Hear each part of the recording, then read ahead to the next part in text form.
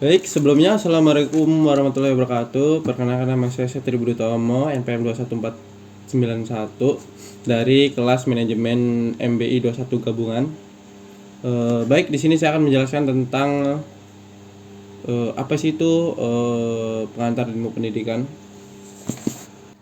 Baik, ya, yang pertama itu pengantar ilmu pendidikan. Hakikat manusia itu memiliki dua sifat filosofi dan normatif. Sifat filosofi ialah sebuah pengetahuan dan pendidikan dengan akal budi mengenai hakikat segala yang ada, sebab asal dan hukum, termasuk teori yang mendasari alam pikiran atau suatu kegiatan. Sedangkan sifat normatif berarti normal atas mempunyai tujuan atau aturan pendidikan, memiliki tugas yang membunuh perkembangan sifat hakikat manusia.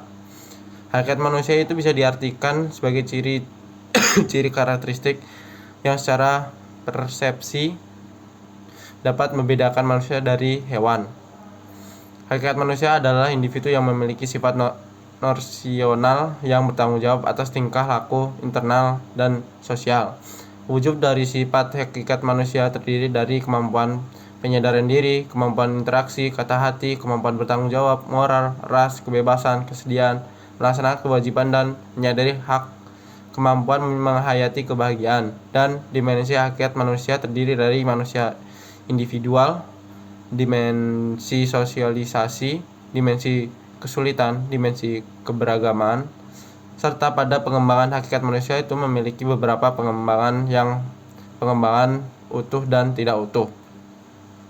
Baik, yang kedua itu pendidikan dan unsur-unsur pendidikan. Pendidikan adalah usaha sadar yang sistematis dan sistematik, selalu bertolak dari sejumlah landasan,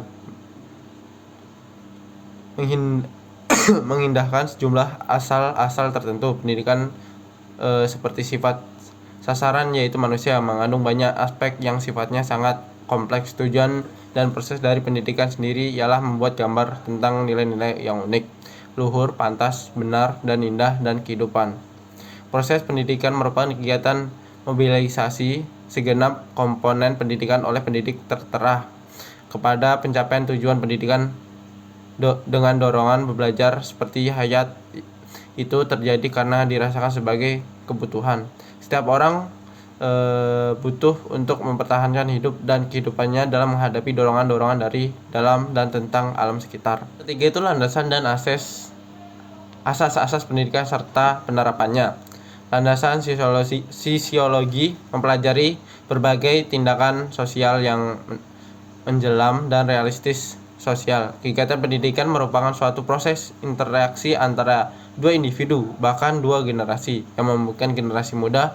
Pengembangan diri sosiologi pendidikan merupakan analisis ilmiah tentang proses sosial dan pola internal sosial di dalam sistem pendidikan. Landasan kultural atau kebudayaan adalah gagasan dan karya manusia beserta hasil budi dan karya itu diakses selalu terkait dengan pendidikan. Utama belajar, kebudayaan dapat dibentuk, dilestarikan atau dikembangkan melalui pendidikan dan landasan psikologi. Pendidikan selalu melibatkan aspek kewajiban manusia, sehingga landasan psikologi merupakan salah satu landasan yang penting dalam bidang pendidikan. Baik, yang keempat, asas-asas pendidikan serta penerapannya. Asas-asas pendidikan merupakan suatu kebenaran yang menjadi dasar atau tampunan berpikir baik pada tahap perencanaan maupun pelaksanaan pendidikan. Ada 3 asas, yaitu asas tuturi handayani, asas pembelajaran seperti hayat, asas kemandirian, dan pembelajaran penerapan asas pendidikan diantaranya ialah pengembangan komunikasi dengan dua arah, sehingga peserta dididik tidak hanya sekedar mendengarkan namun juga memberikan respon dalam setiap permasalahan yang diberikan oleh pihak pendidik. B. Menjadi pendidik seperti fasilitator, motivator, dan organisasi yang dapat membantu peserta didik dalam memahami materi dan meningkatkan kompetensi. C. Mempengaruhi tujuan belajar sehingga peserta didik dapat belajar mengetahui melakukan sesuatu, dan melakukan pengembangan buku ajar yang sesuai dengan tuntunan perkembangan ilmu pengetahuan dan teknologi serta pengembangan budaya bangsa. Yang kelima itu perkiraan dan antisipasi terhadap masyarakat masa depan.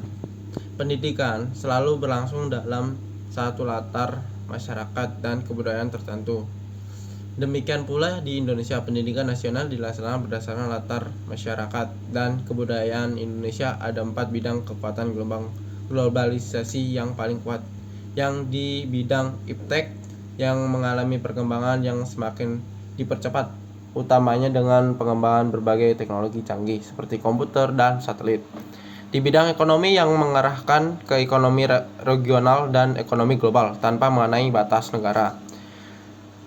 Di berbagai dunia telah berkembang kelompok-kelompok ekonomi regional di bidang lingkungan, telah menjadi bahan pembicaraan dalam berbagai pertemuan internasional yang mencapai puncak pada konferensi tingkat tinggi atau KTT Bumi, atau nama resminya Konferensi PBB mengenai lingkungan hidup dan pembangunan atau UNCED pada awal Juni 1992 di Rio de Janeiro, Brazil. Yang keenam itu pengertian dan fungsi lingkungan pendidik. Manusia hidupnya selalu akan mendapat pengaruh dari keluarga, sekolah, dan masyarakat luas.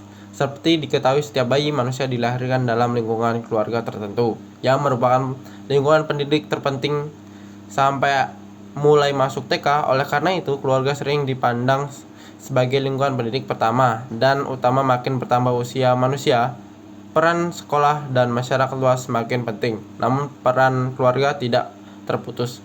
Di dalam UU RI nomor 2 tahun 1989 tentang Sideknis, peran ketiga Tripusat pendidikan itu menjiwai berbagai ketentuan di dalamnya. Pasal ayat 3 penerapan bahwa sistinasi adalah satu keseluruhan yang terpantau dari semua satuan dan kegiatan pendidikan yang berkaitan suatu dengan lain untuk mengusahakan terciptanya tujuan pendidikan nasional. Pada pasal selanjutnya menetapkan tentang 2 jalur pendidikan, yakni jalur pendidikan sekolah dan jalur pendidikan luar sekolah, meliputi keluarga, kelompok belajar, kelompok kursus, dan sebagainya. Itu saja yang mungkin saya dapat sampaikan. Saya akhiri. Wassalamualaikum warahmatullahi wabarakatuh.